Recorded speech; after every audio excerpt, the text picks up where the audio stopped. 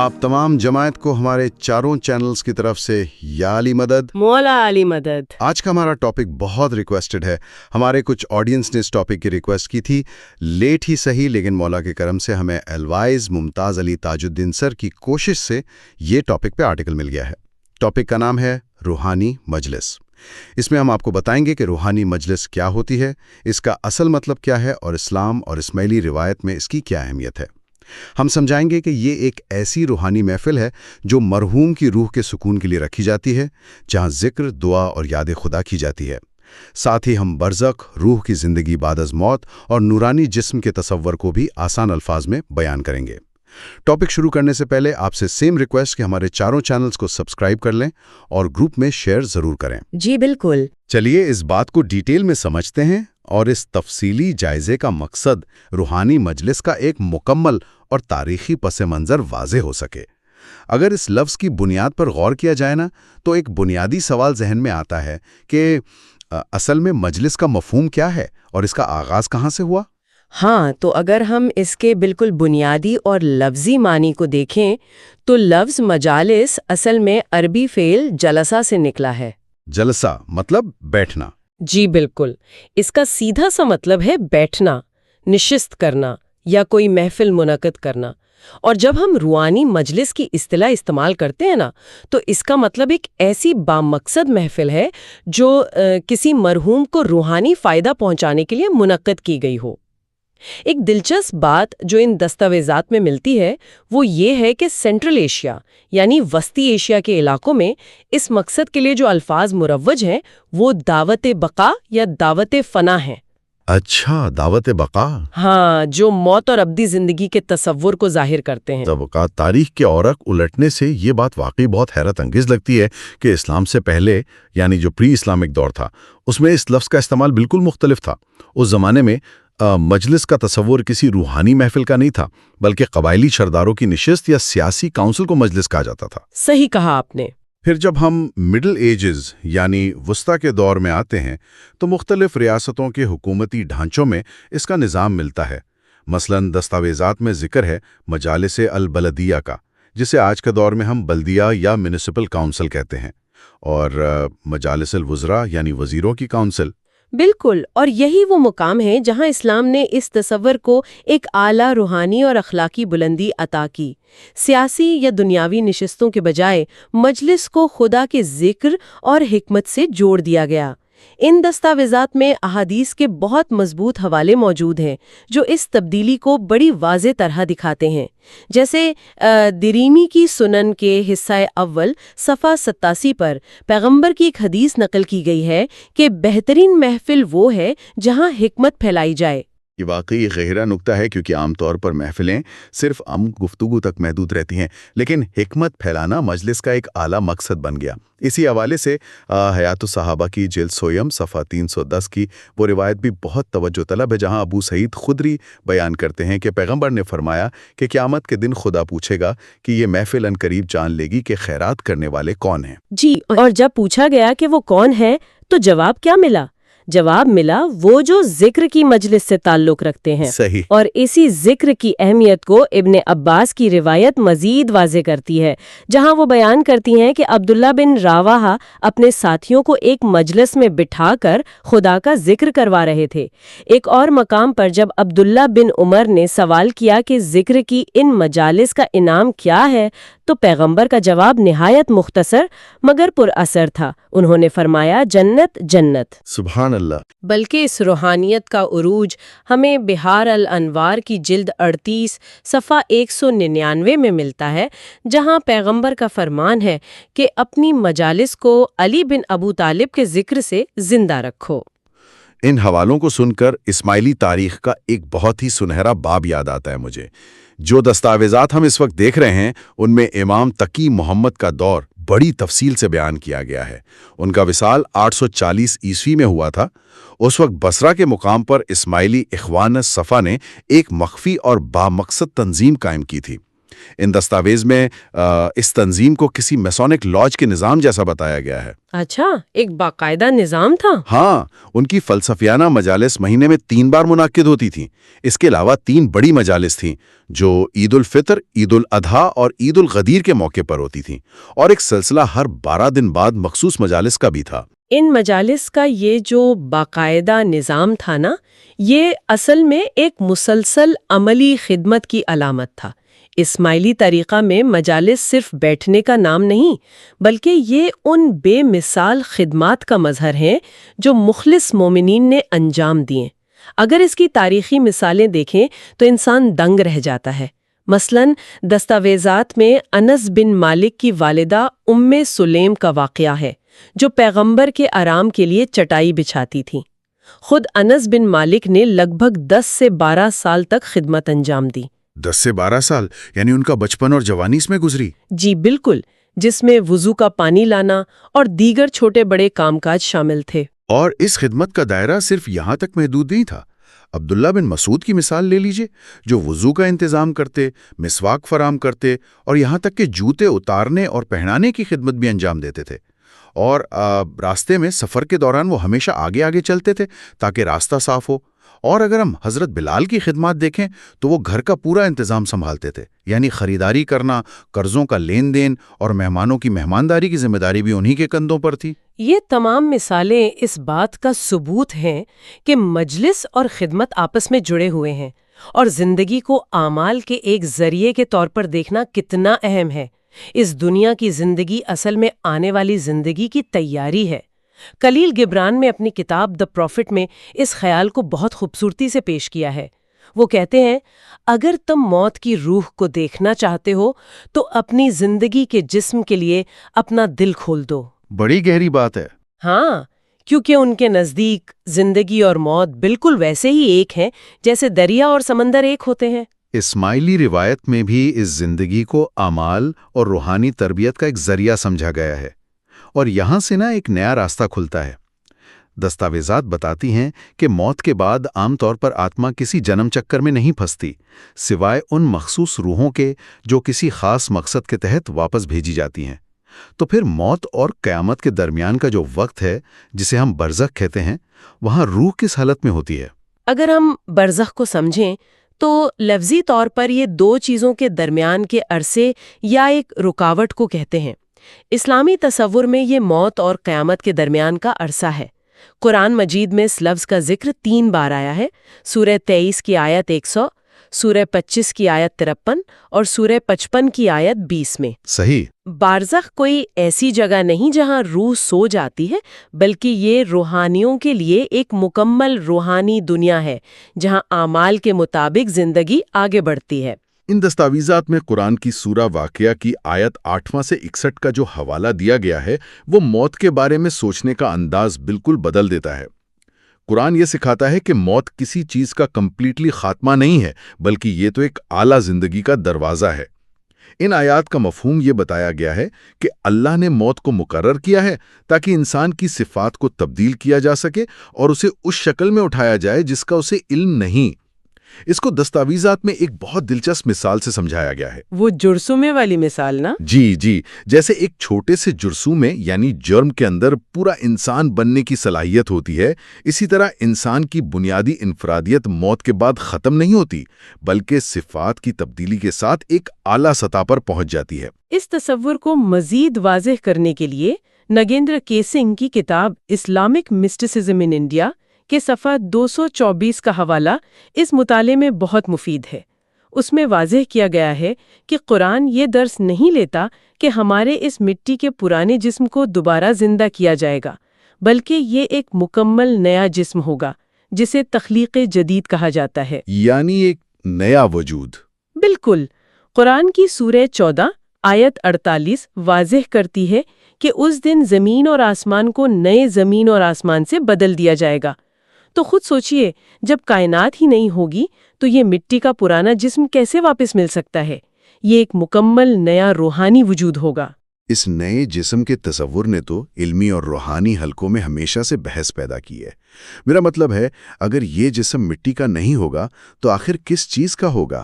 یہیں پر ایتھرک باڈی یا نورانی جسم کا موضوع سامنے آتا ہے، جو اس نشست کا ایک بہت اہم حصہ ہے۔ دستاویز میں اس ایتھر کی تاریخ بہت دلچسپ بیان کی گئی ہے۔ ذرا سنیے، 1275 میں ایک اسپینش کیمیاء دان تھے ریمانڈس لولیس، انہوں نے اسے دریافت کیا اور اسے میٹھا تیزاب یا انگریزی میں سویٹ وائٹریول کا نام دیا۔ پھر 1540 میں ویلیریس کارڈس نے اس پر مزید تحقیق کی اور آخرکار 1730 میں WG فروبیس نے اس کائناتی لطافت کو ایتھر کا نام دیا۔ جی، اور یہ ایتھر اصل میں ایک ایسی لطافت ہے جو پوری کائنات میں ہر جگہ موجود ہے۔ دستاویزات کے مطابق یہ بتانا ضروری ہے کہ 19ویں صدی میں کارل جی نیومین اور پھر 1887 میں مکلسن جارج فرانسس فٹز جرالڈ نے یہ تحقیق پیش کی کہ انسان کی ہر حرکت اس کائناتی ایتھر میں محفوظ ہوتی ہے، یعنی ریکارڈ ہوتی ہے۔ ہاں، یہ کائنات کا وہ صفحہ ہے جہاں کچھ بھی مٹتا نہیں۔ اس تحقیق کو دستاویز نے قرآن سے جوڑا ہے، جہاں سورہ 82 آیات 10 اور 11 میں انہی کائناتی قوتوں اور ایتھرک فورسز کا ذکر نہایت خوبصورتی سے کیا گیا ہے۔ وہاں فرمایا گیا ہے، اور بے شک تم پر محافظ اور معزز لکھنے والے مقرر ہیں۔ اس کا سیدھا سا مطلب یہ نکلتا ہے کہ اس دنیا میں کیا گیا ہر عمل اس ایتھر میں نقش ہو رہا ہے، اور اسی اعمال کے مجموعے سے روح کا ایک نیا جسم تشکیل پا رہا ہے۔ فلسفی روڈولف سٹینر نے اسے باڈی آف فارمیٹو فورسز یعنی تشکیلی قوتوں کا جسم کہا ہے، اور SJ اوزلی نے اپنی کتاب دا پاور آف دا رے میں وضاحت کی ہے کہ یہ ایتھرک باڈی دراصل ہمارے اس فزیکل جسم کی بالکل ہو بہو کاپی ہوتی ہے۔ ہو بہو کاپی ہوتی ہے، بس فرق یہ ہے کہ وہ نورانی ہوتی ہے اور اس کی حرارت نہایت اعلیٰ سطح کی ہوتی ہے۔ اور دیکھیں نا، اگر ہم اسلامی اور روحانی دستاویزات کو دیکھیں تو اس نورانی جسم کے لیے لاتعداد اصطلاحات ملتی ہیں۔ قرآن مجید میں اسے جسم مثالی کہا گیا ہے، جس کا حوالہ سورہ 17 کی آیت 99، سورہ 36 کی آیت 81 اور سورہ 38 کی آیت 43 میں موجود ہے۔ صحیح۔ اس کے علاوہ قرآن میں 8 مختلف جگہوں پر اسے خلاق جدید یعنی نئی تخلیق بھی کہا گیا ہے۔ اور جب ہم اسماعیلی پیروں کے کلام اور حوالوں کا مطالعہ کرتے ہیں تو وہاں بھی اسی نورانی جسم کو بڑی خوبصورت اصطلاحات سے نوازا گیا ہے۔ مثلاً دستاویزات بتاتی ہیں اسے نورانی وستر کہا گیا ہے، یا پھر نور ورانی کایا، اور ایک جگہ سے سورج رنگنی کایا یعنی سورج کے رنگ جیسا جسم بھی کہا گیا ہے۔ بالکل، اور صوفی سلسلوں کی دستاویزات بھی انہی تصورات سے بھری پڑی ہیں۔ صوفی اسے جسم فلکی کہتے ہیں یا جسم نورانی، کچھ جگہوں پر اسے جتہ عبادائیہ اور کرتہ ابدائی بھی لکھا گیا ہے، یعنی روشنی سے بنا ہوا لباس، کرتا۔ اسی لیے شاید بدن برقی یعنی بجلی کا جسم اور جمائے بہشتی جیسے الفاظ بھی استعمال ہوئے۔ ان سب کا مقصد اسی ایک اعلیٰ جسم کو بیان کرنا ہے، اور ان تمام باتوں پر مہر لگاتی ہیں امام سلطان محمد شاہ کی وہ وضاحتیں جو انہوں نے مختلف موقعوں پر فرمائیں۔ جی ہاں، دستاویز کے مطابق 28 دسمبر 1893 کو منجوادی کے مقام پر امام سلطان محمد شاہ نے واضح فرمایا کہ مومن جنت میں اپنے اس دنیا کے جسم یا جسمانی عمر کے ساتھ داخل نہیں ہوں گے، بلکہ وہ اپنی نورانی کایا یعنی اسٹرل باڈیز میں داخل ہوں گے۔ صحیح۔ اس کے بعد 4 جنوری 1912 کو کراچی میں انہوں نے ایک بہترین مثال دے کر سمجھایا کہ ایک حقیقی مومن کی روح موت کے بعد امام کی روح میں ایسے شامل ہوتی ہے جیسے میٹھا پانی سمندر کے پانی میں مل جاتا ہے یا ہما ہوا میں گھل جاتی ہے۔ انہوں نے فرمایا کہ بالکل ویسا ہی وزیر صالح کے ساتھ ہوا۔ موت اور موت کے بعد کے اس آبدی سکون کی تصویر اس وقت بالکل واضح ہو جاتی ہے جب ہم ان دستاویزات میں 31 اکتوبر 1961 کے اس واقعے کو پڑھتے ہیں۔ پیرس کا ایک خوبصورت ولا تھا جہاں مولانا شاہ کریم موجود تھے۔ اس دن کاؤنٹ اور کچھ دیگر شخصیات میں آ کر امام سے ملاقات کی۔ مولانا شاہ کریم نے مسکراتے ہوئے پھول قبول کیے اور اس نشست میں شامل لوگوں کو دعائیں دیں، لیکن بتایا جاتا ہے کہ ملاقات کے دوران ماحول کچھ سنجیدہ ہو گیا تھا۔ ماحول کی سنجیدگی کی وجہ دستاویزات کے مطابق کسی عزیز کی موت کا صدمہ تھا، اور اس سنجیدہ موقع پر مولانا شاہ کریم نے موت کے فلسفے پر نہایت ہی گہرائی کے ساتھ گفتگو فرمائی۔ انہوں نے واضح الفاظ میں کہا کہ اللہ بہتر ہے اور اس بات پر زور دیا کہ قرآن میں سینکڑوں بار یہ ذکر آیا ہے کہ اللہ اچھا ہے اور وہ انسان کے نقصان کے لیے کبھی کچھ نہیں کرتا۔ صحیح۔ ان کا ایک اہم پیغام یہ تھا کہ موت سے مت ڈرو کیونکہ اس کے بعد ابدی سکون ہے۔ اسے انگریزی میں انہوں نے ایٹرنل پیس کہا ہوگا۔ انہوں نے دنیا کے مختلف مذاہب کا حوالہ دیتے ہوئے ایک بہت بڑا نقطہ اٹھایا تھا وہاں۔ انہوں نے فرمایا کہ مسلمان عیسائیوں یعنی کرسچنز کی طرح اس دنیا سے جاتے ہوئے آگ یا دوزخ کے خوف پر یقین نہیں رکھتے۔ مسلمانوں کا عقیدہ اس چیز پر مبنی ہے کہ موت کے بعد ایک ہمیشہ کا سکون موجود ہے۔ جی، اور اس دکھ کو سمجھنے کے لیے انہوں نے اپنی ذاتی زندگی کی مثال دی اور فرمایا کہ انسان ہونے کے ناطے وہ اس دکھ کو سمجھتے ہیں کیونکہ انہوں نے خود اپنے دادا اور والد کو کھونے کا دکھ برداشت کیا ہے۔ انہوں نے وہاں تسلی دی کہ کبیر جو مرحوم تھے ان کی روح اب ایٹرنل پیس میں ہے اور دنیا کی ہر فکر سے آزاد ہے۔ اسی ابدی سکون کی طلب اور موت کے بعد نورانی جسم کی تربیت نے بر صغیر یعنی ہندوستان میں اس روحانی مجلس کو جنم دیا جس کا ذکر ہم اس جائزے کے شروع سے کر رہے ہیں۔ ہندوستان میں اسماعیلی تاریخ کے پرانے حالات کافی مختلف تھے۔ امام حسن علی شاہ کے آنے سے پہلے دستاویزات بتاتی ہیں کہ اسماعیلی زیادہ تر سنی طریقے اپناتے تھے۔ مولا کو بلا کر فاتحہ خوانی کروانا عام تھا، جس کا ذکر 1866 کے مشہور آغا خاں کیس کی دستاویزات میں بھی ملتا ہے۔ ہاں، اور جوناگڑھ میں تو حالات اور بھی مختلف تھے۔ وہاں جو اسماعیلی تھے وہ قبریں خود کھودتے تھے اور ریلوے اسٹیشنز پر بھاری پتھر اٹھاتے تھے، جس کی وجہ سے اس دور میں ایک مشہور مثال بن گئی تھی، خوجا اٹھاؤ بوجھا۔ لیکن وقت کے ساتھ جب روحانیت کا شعور بیدار ہوا نا، تو رسم و رواج میں تبدیلی آنا شروع ہوئی۔ یہ تبدیلی آہستہ آہستہ آئی۔ امام کے احکامات کے بعد فاتحہ خوانی کی جگہ کلام مولا پڑھا جانے لگا۔ جماعت خانہ میں مخی کے سامنے جلیبی اور ناریل وغیرہ پیش کرنے کا رواج شروع ہوا۔ تاریخ میں ایک روایت آتی ہے کہ جب ایک شخص کی بیوی کا انتقال ہوا تو اس نے امام سے رہنمائی مانگی، تو امام نے اسے جماعت خانہ میں دودھ لانے اور 33 بار صلوات پڑھنے کی ہدایت کی۔ حالانکہ اس وقت تک موت پر کسی باقاعدہ اور مخصوص مجلس کا نظام طے نہیں ہوا تھا۔ بالکل نظام طے نہیں تھا۔ پھر وقت کا وہ پہیہ گھوم کر 1939 کے سال پر آتا ہے، جب ایک عجیب المیہ پیش آیا جس نے تاریخ کا رخ موڑ دیا۔ بات شروع ہوتی ہے 19 جنوری 1939 سے۔ دھوراجی کے علاقے میں اسماعیلی آفتاب نام کا ایک رسالہ شائع ہوتا تھا جس کے ایڈیٹر نور الدین مٹھا بدوانی تھے۔ جی، انہوں نے اپنے رسالے کا ایک برتھ ڈے نمبر شائع کیا جس میں امام سلطان محمد شاہ کی شان میں کچھ اشعار لکھے گئے تھے اور انہیں سردار انبیاء کا لقب دیا گیا۔ دستاویزات کے مطابق مقامی مسلمانوں نے ان الفاظ کا غلط مفہوم نکالا اور اس بات پر عام اشتعال پیدا ہو گیا۔ حالات یہاں تک خراب ہو گئے کہ فسادات پھوٹ پڑے اور اسماعیلی دکانوں اور گھروں کو آگ لگا دی گئی۔ یہ واقعی ایک مشکل وقت تھا۔ فسادات اور اشتعال کی اس فضا میں دستاویزی حقائق یہ بتاتے ہیں کہ نور الدین کے بڑے بھائی قاسم مٹھا بدوانی نے نہایت شجاعت کا مظاہرہ کیا۔ اپنے دوستوں اور گھر والوں کے شدید اصرار اور روکنے کے باوجود انہوں نے یہ قدم اٹھانے کا فیصلہ کیا، کیونکہ اس وقت جماعت شدید مشکل اور خوف کے عالم میں تھی۔ صحیح۔ وہ اپنے ایک دوست کانجی نانجی کے ساتھ امن کی کوشش کرنے نکلے اور میمن جماعت کے صدر حاجی عمر احمد ماچھی والا سے مذاکرات کے لیے پہنچے تاکہ اس غلط فہمی کو دور کیا جا سکے۔ بظاہر کامیاب ہو چکے تھے اور معاملات ٹھنڈے ہوتے ہوئے لگ رہے تھے، لیکن واپسی پر جب قاسم بدوانی عبدالستار حاجی عبداللہ کے ساتھ باہر نکلے اور اپنی گاڑی کی طرف بڑھ رہے تھے تو اچانک کسی نامعلوم شخص نے پیچھے سے ان پر خنجر سے جان لیوا حملہ کر دیا۔ ان کے دوست کانجی نانجی انہیں فوراً ہاسپٹل لے کر بھاگے، لیکن زخم اتنے گہرے تھے کہ علاج شروع ہونے سے پہلے ہی انہوں نے جام شہادت نوش کر لیا۔ ایک امن کے سفیر کی اس دردناک قربانی اور شہادت کے بعد تاریخ نے ایک نیا موڑ لیا۔ 9 فروری 1939 کو راجکوٹ بورڈنگ گراؤنڈ میں امام سلطان محمد شاہ جلوہ فروز تھے۔ انہوں نے نور الدین مٹھا بدوانی کی طرف دیکھتے ہوئے ایک تاریخی فرمان جاری کیا۔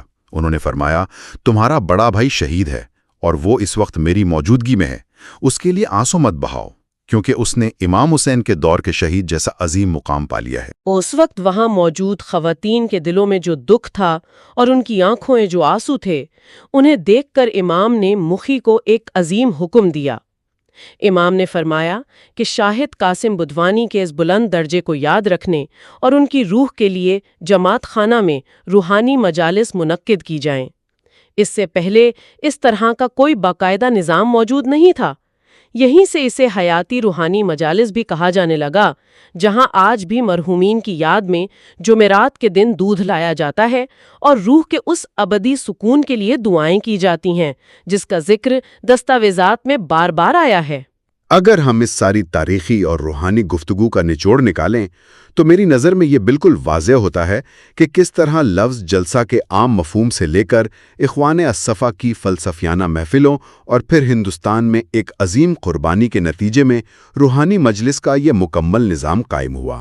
اور اس سارے سفر کا اصل مقصد زندگی کے اعمال کے ذریعے اس ایتھیرک یا نورانی جسم کی تربیت کرنا ہے، تاکہ موت کے بعد انسان اس ابدی سکون کو پا سکے جو اس خالق جدید کی اساسی منزل ہے۔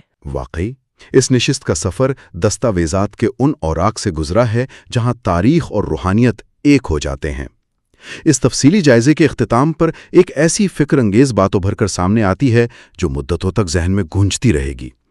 اگر ہماری ہر چھوٹی بڑی حرکت اس کائناتی ایتھر میں ہمیشہ کے لیے ریکارڈ ہو رہی ہے اور ہمارا نورانی جسم انہی اعمال سے تشکیل پا رہا ہے، تو کیا یہ اس بات کی طرف اشارہ نہیں کہ ہماری ذمہ داری صرف اس دنیا تک محدود نہیں؟